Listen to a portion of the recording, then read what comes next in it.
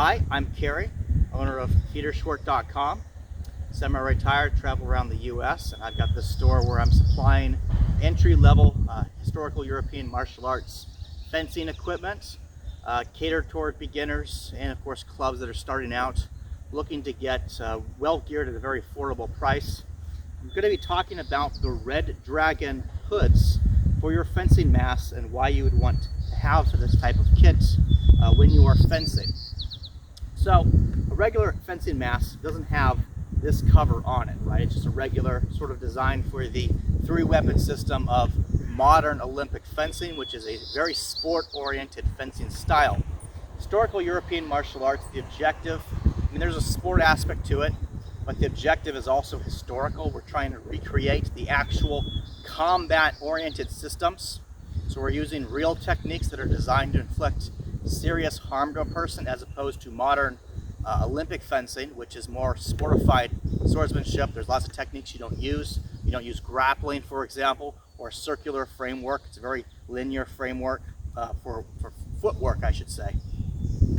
This is designed to protect all sides of the head, including the back, because of the circular nature of the footwork in historical fencing. Sometimes people can occasionally, accidentally, not intentionally, be struck in the back of the head. So you want to protect that, because even though striking the back of the head is definitely a historical technique, it's still something that's very discouraged within historical martial arts because of the injuries that it can cause. So we've got protection just in case this stuff happens. This back of the head protection. And of course, adding more padding to your mask, the size especially, and of course adding protection to the crown. Padding here to really strengthen your mask and protect it against steel longsword blows and rapier blows and saber blows and messer and other types of things. So putting this on, just so you get an idea of what it looks like. Looks like this, okay? It really gives a little bit of protection to the shoulders here, and you feel like you're basically, it's kind of like a kendo mask, really, if you think about it.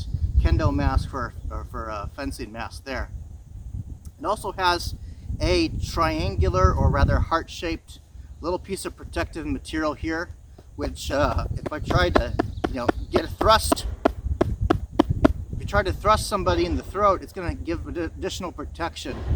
Now it doesn't replace a gorget. You should still wear a gorget underneath your mask, okay, to protect against blows that might slide underneath the bib here.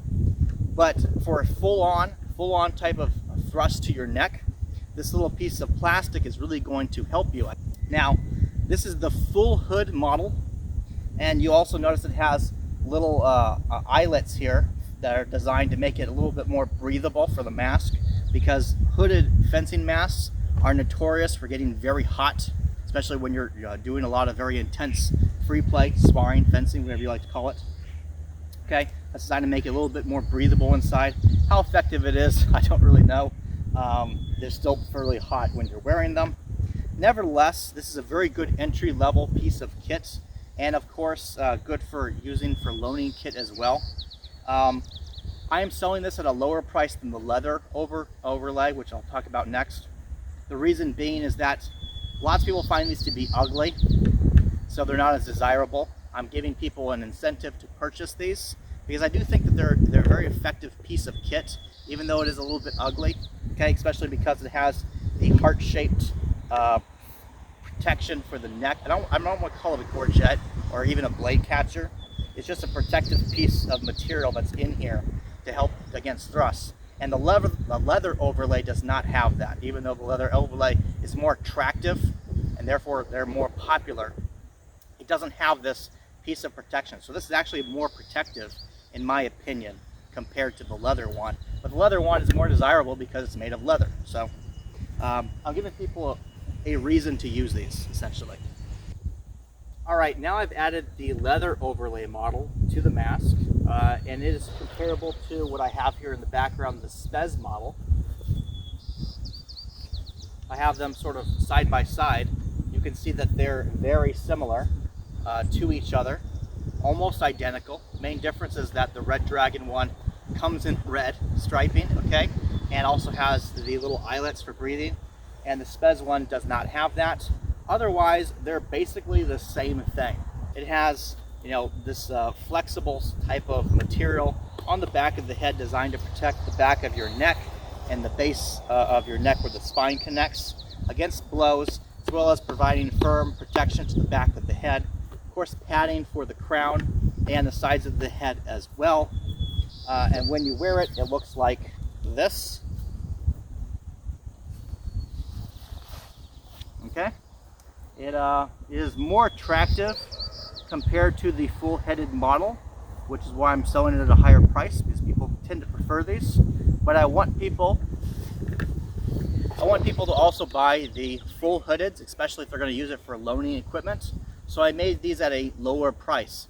Now, truth be told, purchased wholesale, the leather mask and the full hood, it sells for exactly the same price when I buy it wholesale, okay? So I have a lower margin on the full hood model than I have on this one. And that's because I really want people to buy the full one as beginners and for loaning equipment, because I do think that it has more protection for you, and that's important when you're first starting out.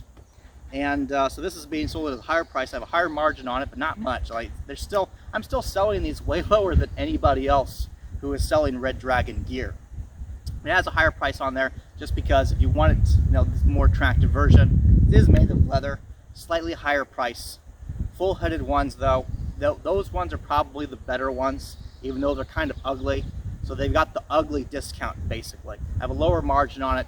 I don't make that much profit on it, but it hopefully helps people get geared up.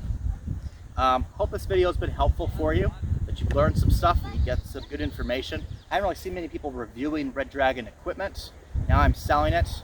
I thought I would, you know, put these videos out here so more people can learn about this gear, why they might want to consider using it as a beginner, and of course using it for club loaning equipment as well. See you guys in the next video.